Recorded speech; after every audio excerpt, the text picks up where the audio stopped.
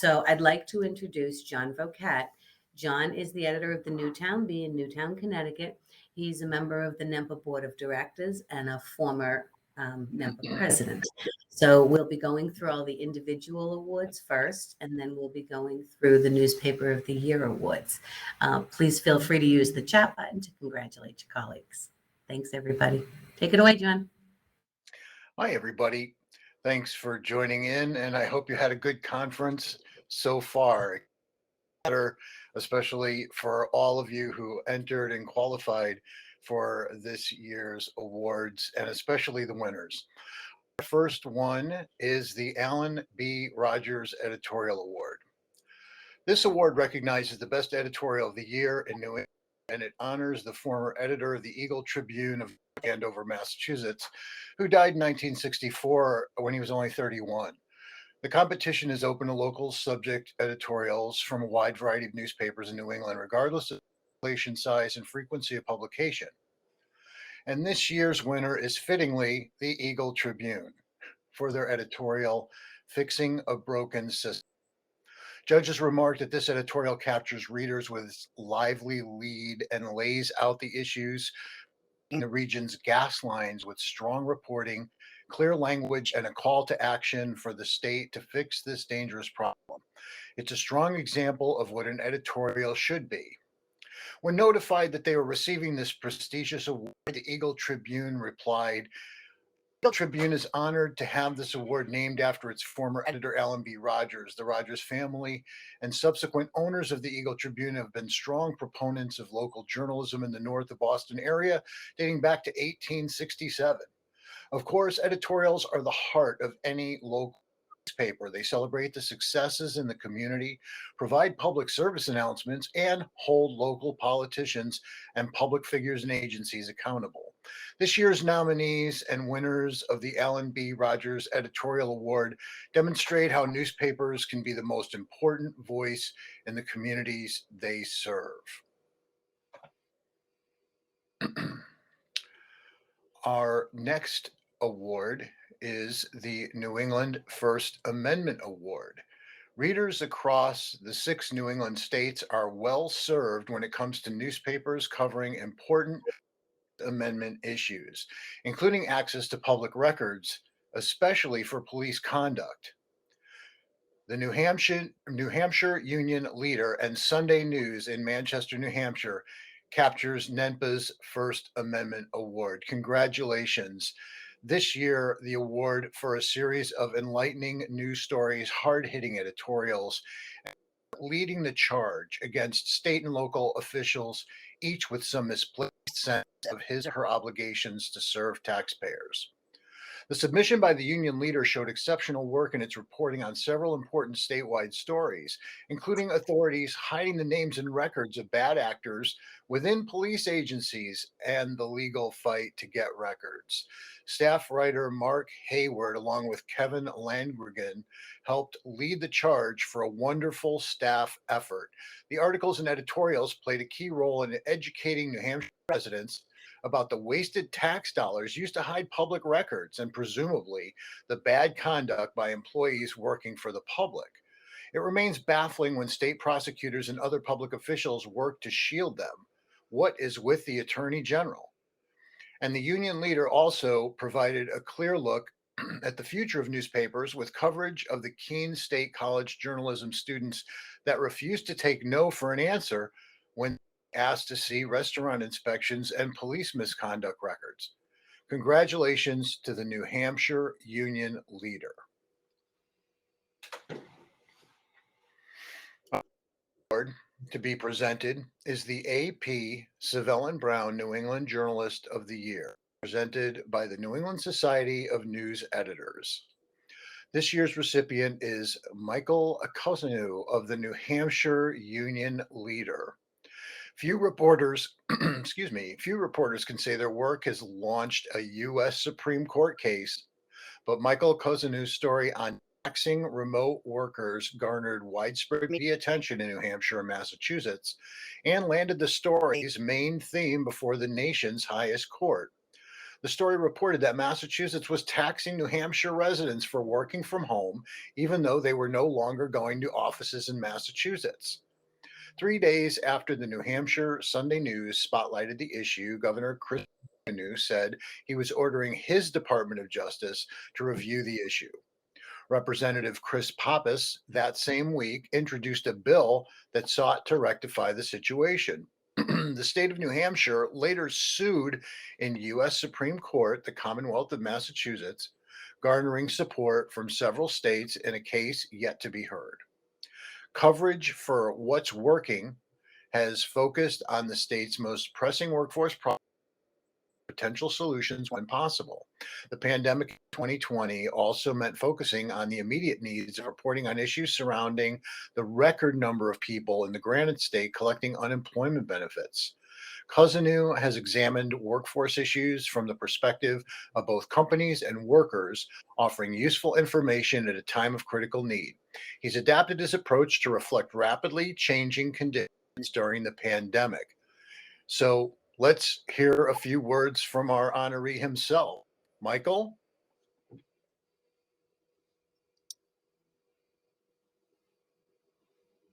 First, a big thank you to the New England Newspaper and Press Association and the New England Society of News Editors for this award. Our current and future workforce is the biggest issue facing New Hampshire, and I'm sure for many of you. The New Hampshire Union Leader started our grant-funded project called What's Working in July 2019.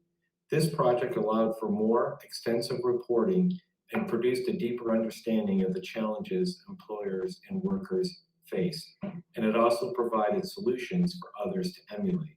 No one could have imagined a pandemic would throw the economy into turmoil and make it even harder for employers to hire workers. Our project became even more important. One of the most read stories came from an idea working from home after the mailman passed by our street one morning. My neighbor Cindy assumed she would not need to pay Massachusetts income tax for the days she worked at home in New Hampshire, like in years past. Massachusetts thought otherwise, and New Hampshire filed suit in U.S. Supreme Court following my story's publication. The message there, you never know where a good story idea might come from. I often ask people what their secret sauce was for success, so much so that an editor told me to stop using the phrase in stories. Their answers provided a roadmap and potential solutions for other leaders to help lift their communities still trapped in the 20th century. Before I go, I'd like to thank my editors, Mike Cody and Tim Kelly, for their guidance. And once again, thank you for this prestigious award. Congratulations to you, Michael, and thank you for your work. Our final individual award is the Bob Wallack Community Journalism Award. This special award is named in honor of longtime New England journalist and former New England Press Association Executive Director Bob Wallack.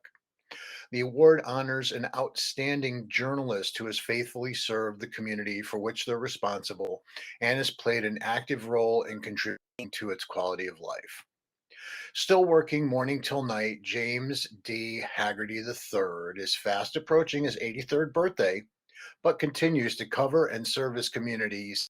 Editor-in-chief of the Woburn Daily Times Incorporated, one of the last independent family-owned newspaper groups in Massachusetts. He is only the third editor-in-chief over its 120-year span seeing the publications. As a young child, he helped stuff inserts and was a paper carrier.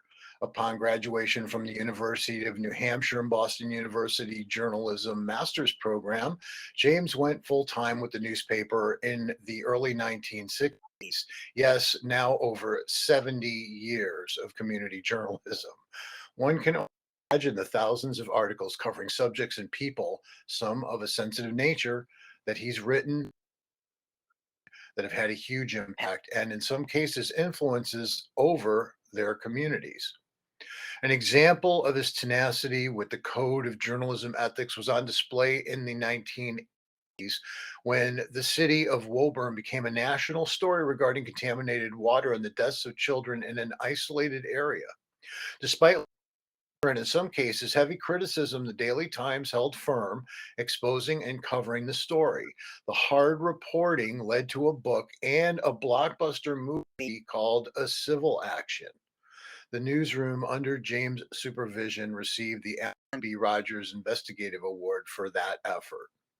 During that time of writing, now thousands of community news articles, he advised and mentored countless numbers of journalists, some with long careers at his publication, and others who moved on to bright opportunities and careers in journalism. Just one example would be Yankee Quill recipient, media guru, Northeastern University professor Dan Kennedy, who began as a community under James' watch. So let's hear a few words from Dan. Dan Kennedy. Congratulations to Jim Haggerty for winning the Bob Wallack Community Journalism Award. The award recognizes an individual who has an exceptional record of commitment to community journalism. Through his work at the Daily Times Chronicle and through his years of mentoring young journalists, Jim, along with the entire Hagerty family, have shown that they are committed to the highest ideals of local news. I first met Jim in 1979 when I began working as a part-time reporter covering the town of Winchester. A few months later, after I graduated from Northeastern, Jim hired me. I learned from him and his family what community journalism was all about, telling tough stories when they needed to be told, but doing it with compassion and with an understanding that holding local government officials, business people, and others to account is not incompatible with treating them like human beings. It's a lesson I've tried to carry with me throughout my own career. During my 10 years at the Daily Times Chronicle, the paper covered the years-long story of Woburn's toxic waste tragedy, comprehensively and courageously. Families in East Woburn claimed that contaminated drinking water had resulted in their children contracting leukemia and other illnesses. Several of them died. The pressure on Jim and his family from city officials to tone down coverage must have been overwhelming, but that never trickled down to those of us who were reporting the story. Jim's dedication to journalism and truth-telling during those years was inspiring. These days, local news is in crisis. The internet has undermined advertising revenues, while corporate chains and hedge funds are gutting and slashing the newspapers that they own. The residents of Woburn and the surrounding community are lucky that the Daily Times Chronicle is still family-owned, still doing good work, and still dedicated to the principles that have sustained it for the past 100 years. Best wishes to you, Jim, and good luck to you and your family as you embark on the next 100 years. Well, thanks very much, Dan. And now let's give a virtual round of applause to Jim Haggerty. And we'll hear a few words from Jim himself. Jim? Jim Haggerty, the third editor here at the Daily Times Chronicle. We've been here since 1901, and it's still extremely interesting every day. My project that I'm doing now is an 81-page report on the area of downtown Woburn. They're going to try to make it over. And I'm trying to sort out what the most important items are and so forth. Basic journalism, but it all does take time. I did go to the University of New Hampshire, business degree, economics, and I did have a master's degree in journalism out of Boston University. I still find people who want answers about Woburn call me and they ask me, and I do try to head them in the right direction. I don't let some politician take and do a nutty and get away with it, because they are going to be held accountable. And I've enjoyed my almost 80 years on the desk around here. It's important to me, and I can walk down the street and say hi to everyone. I can't think of anyone out there that would really say I dislike him because of a position that he has taken on something. But we have earned it. We are fair. And as I said recently at a Middlesex Community College gathering, I was the commencement speaker. I spoke on credibility. And it applies to nurses, it applies to lawyers. Hey, hello, journalists. It's so hard to earn, and you can lose it in a second. The idea is to make sure your credibility is good because you're accurate and you're fair. Thank you. Jim Haggerty III. Great to hear from you, Jim, and congratulations to all of our individual award winners. Our next stage of the game and our final presentation for this conference is the announcement of the New England Newspaper of the Year Awards. Quite fitting. There are 8 circulation categories. So, Tara, we're going to cue it up. And our first category is specialty publications.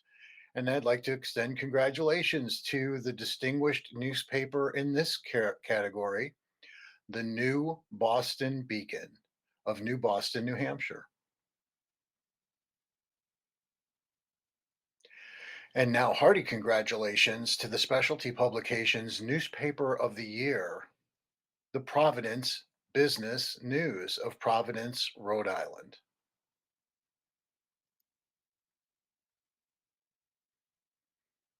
Our next category is weekly with circulation under 5,000. There are 3 distinguished newspapers in this category. The Mount Desert Islander of Mount Desert, Maine. Also, the Provincetown Independent of Provincetown, Massachusetts. And Milton Times of Milton, Massachusetts. And to the newspaper of the year, circ under 5,000, the Vermont Standard of Woodstock, Vermont. I read every week, even down here in Connecticut.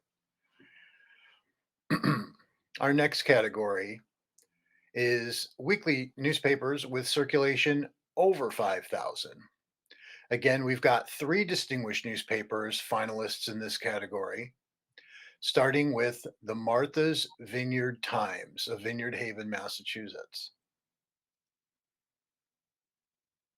We'd also congratulate the Inquirer and Mirror of Nantucket, Massachusetts.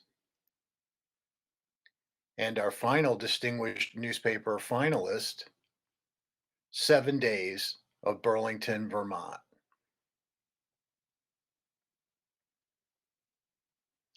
And now in our circ over 5,000 category, newspaper of the year, congratulations, the Ellsworth American of Ellsworth, Maine.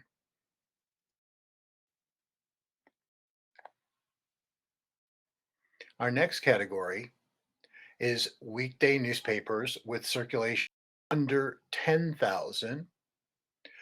Distinguished newspapers finalists, number 2.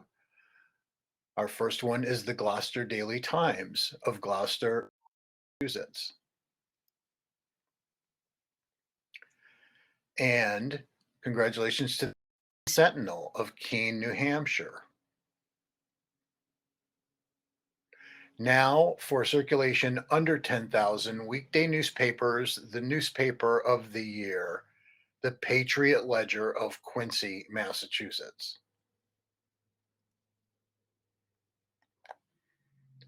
All right, we're going to take the circ category up.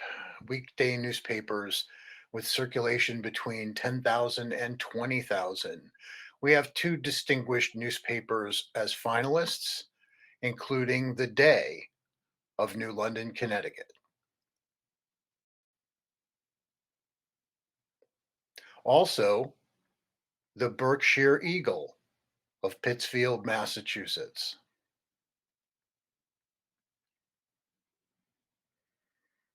And now we've got another Connecticut paper, Newspaper of the Year, circulation between 10 and 20,000, the Record Journal of Meriden, Connecticut. Congratulations.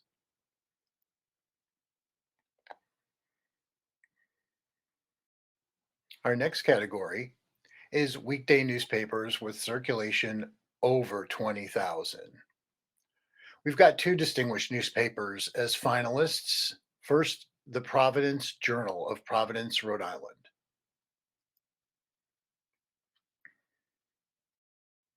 And the Republican in Springfield, Massachusetts. And now in circulation over 20,000, the newspaper of the year, one that I started carrying when I was 10 or 11 years old. Congratulations, Republican American. My hometown paper.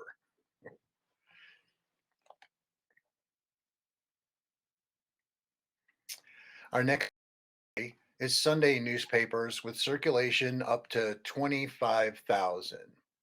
We've got two distinguished newspaper finalists, including the Day of New London, Connecticut, and the Eagle-Tribune of North Andover, Massachusetts. And now in the circ category up to 25,000, our newspaper of the year is the Berkshire Eagle of Pittsfield, Massachusetts.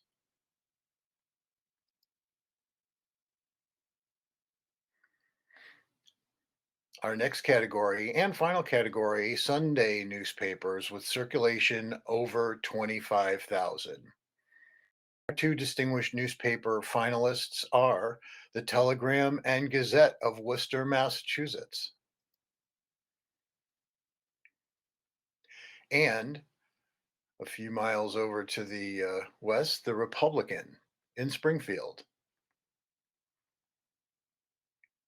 And now in circulation above 25,000, your newspaper of the year, the Providence Journal in Providence, Rhode Island.